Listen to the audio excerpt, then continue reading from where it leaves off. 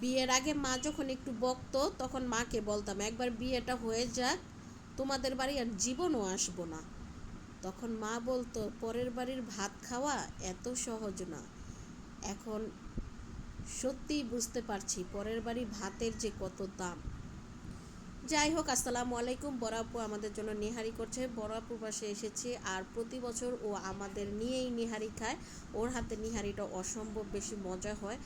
ঠিক আছে, তো আমার হাজব্যান্ড এখানে সবার জন্য কাঁচা সানা নিয়ে আসছে। এটা খেতে খুব মজা, আর ফল নিয়ে আসছে।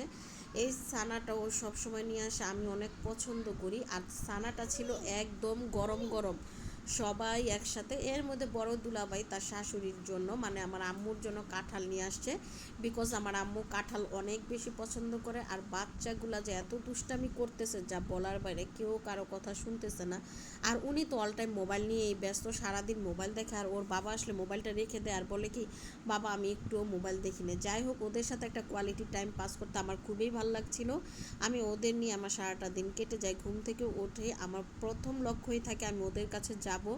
এই তো ওদের সাথে এনজয় করছি। এর মধ্যে আবার চা চলে আসলো আমাকে দেওয়ার পর। আমি বলেছি আমি প্রশ্নই আসে না চা খাবো এই গরমের মধ্যে, যদিও এসির মধ্যে বসে আছি, বাট আমি চা পছন্দ করি না, খাইও না খুব বেশি।